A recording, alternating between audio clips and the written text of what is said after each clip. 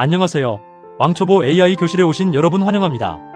AI가 아직 낯설고 어렵게 느껴지시나요? 코딩이나 복잡한 IT 지식이 없어도 괜찮습니다. 이 시간은 오늘 당장 써먹을 수 있는 실무 중심의 AI 활용 가이드를 제공할 예정입니다. 이 영상은 회사에서 AI 교육을 바로 진행할 수 있도록 교육용으로 제작되었습니다. AI를 활용해 전 부서의 업무 효율을 높이기 위한 실무 중심 콘텐츠입니다. 각 부서에서 즉시 활용할 수 있도록 구성되어 있어 이 영상 그대로 사내 교육에 사용하셔도 됩니다. 출처를 밝혀주시면 자유롭게 활용하셔도 괜찮습니다. 그럼 지금부터 시작하겠습니다. 자, 툴을 직원들에게 그냥 던져주면 알아서 잘 쓸까요? 최근 한 물류회사에서 전 직원에게 챗GPT를 도입했습니다. 기대를 안고 시작했지만 한 달 뒤 사용률은 0%에 가까웠다고 합니다. 직원들은 단어 몇 개를 검색하듯 치고는 이내 창을 닫아버렸죠. 회사의 CTO는 이렇게 말했습니다. 문제는 AI가 나쁜 게 아니었어요. 직원들이 AI를 어떻게 써야 하는지를 아무도 알려주지 않았던 거죠. 이처럼 AI 활용법을 모른다면 아무리 좋은 툴이라도 무용지물이 될 수 있습니다.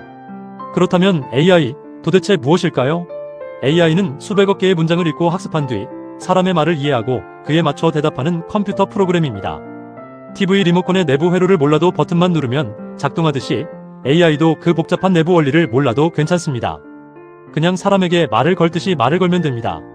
현재 가장 널리 쓰이는 AI로는 오픈AI의 챗GPT, 구글 문서와 연동해 강점이 있는 구글의 제미니, 그리고 문서 작성에 특화된 엔트로픽의 클로드가 있습니다. 어떤 AI를 사용하든 기본 원리는 같습니다.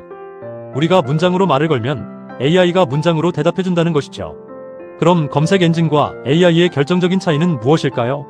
검색 엔진은 단어나 짧은 문구를 입력하면 링크 목록을 제공하여 우리가 직접 정보를 찾아야 합니다. 수정이나 보완이 필요하면 새로 검색해야 하죠. 주로 정보 찾기에 활용됩니다. 반면 AI는 문장이나 대화 형태로 질문을 할 수 있으며 내 상황에 맞는 직접적인 답변을 새로 만들어줍니다. 예를 들어 좀 더 쉽게 써줘라고 말하면 즉시 수정해주기도 합니다. AI는 문서 작성, 요약, 번역, 기획 등 훨씬 다양한 업무에 활용될 수 있습니다. 핵심은 간단합니다.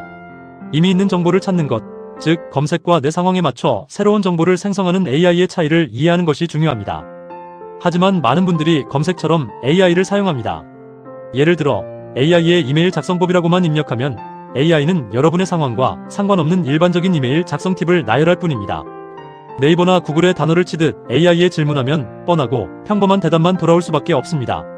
많은 분들이 별거 없네 하고 AI 창을 닫게 되는 가장 큰 이유가 바로 여기에 있습니다. 이제 대화처럼 AI를 쓰는 방법을 알려드리겠습니다.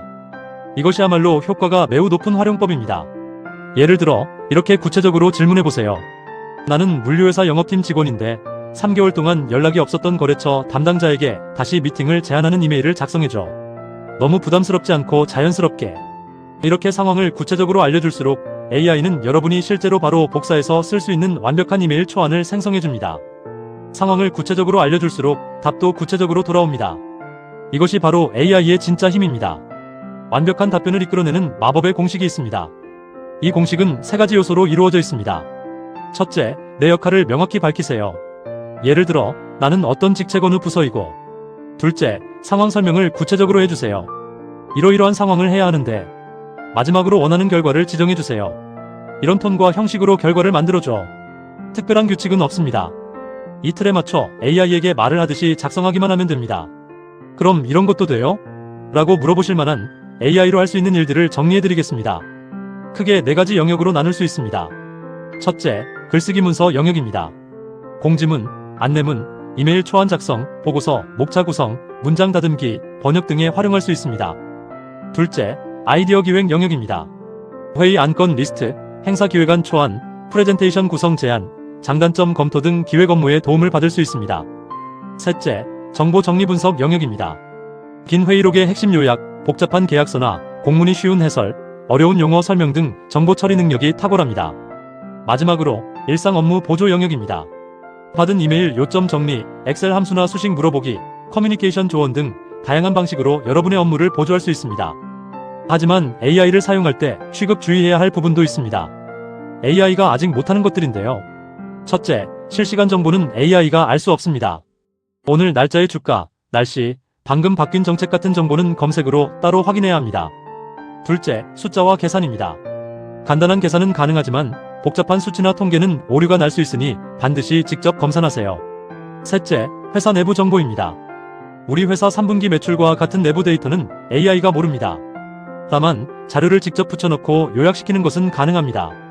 마지막으로 100% 팩트체크는 어렵습니다.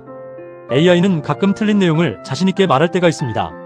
중요한 내용은 반드시 공식 출처에서 재확인하는 습관을 들이셔야 합니다. 이제 부서별 맞춤 놀이터를 소개해드리겠습니다. 첫 번째는 물류운영팀과 영업팀입니다. 물류운영팀은 배송 지연 안내, 거래처 공문, 운영 현황 요약 등의 AI를 활용할 수 있습니다.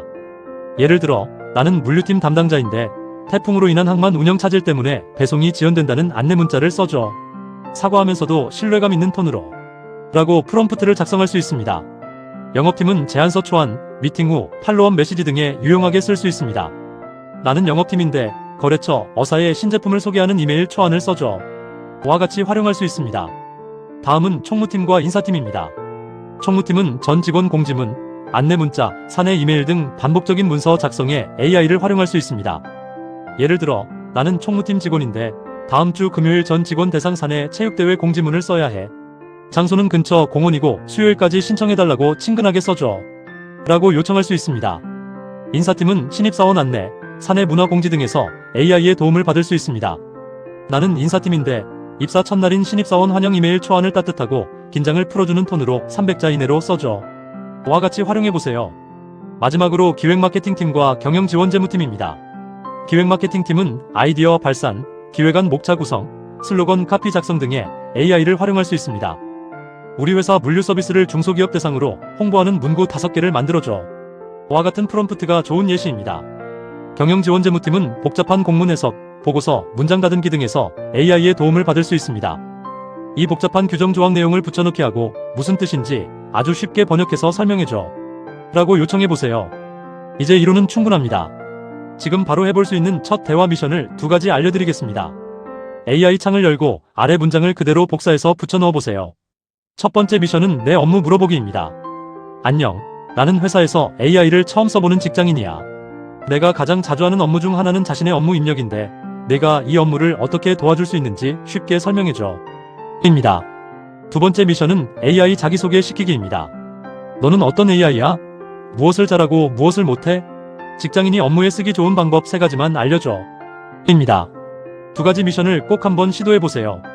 오늘 배운 것들의 핵심을 정리해드리겠습니다. 첫째, AI는 검색창이 아닙니다. AI는 여러분의 대화 상대입니다. 둘째, 단어가 아닌 문장으로 상황을 구체적으로 설명할수록 AI는 더 좋은 답변을 제공합니다. 셋째, AI는 글쓰기, 요약, 번역, 아이디어, 정리 등 업무의 초안 작업에 가장 강력한 도구입니다. 넷째, 실시간 정보, 복잡한 계산, 그리고 중요한 팩트는 반드시 따로 검증해야 한다는 점을 기억하세요. 축하합니다. 여러분은 이미 상위 10%입니다. AI를 처음 쓰는 분들 중 절반은 시작도 전에 포기합니다. 하지만 여기까지 끝까지 읽은 것만으로도 여러분은 이미 절반은 성공했습니다. 딱 하나만 기억하세요. AI에게는 단어가 아닌 문장으로 내 상황을 구체적으로 말해주세요. 어렵게 생각하지 마세요. AI는 틀려도 되는 대화 상대입니다. 오늘 바로 첫 대화를 시작해보세요. 2편에서 더 깊이 있는 내용으로 찾아뵙겠습니다. 오늘 영상에서 다루지 못한 더 깊은 내용이 궁금하신가요? 테크소피 블로그에 방문해보세요. 영상에 담기 어려웠던 상세한 안내서와 전문가용 꿀팁, 그리고 핵심 정보들을 모두 무료로 확인하실 수 있습니다. 접속 방법은 영상 아래의 설명란이나 고정 댓글을 참고해주세요. 여러분의 구독과 좋아요, 따뜻한 댓글은 더 좋은 콘텐츠를 만드는데 큰 힘이 됩니다. 앞으로도 여러분과 함께 소통하며 성장하는 테크소피가 되겠습니다.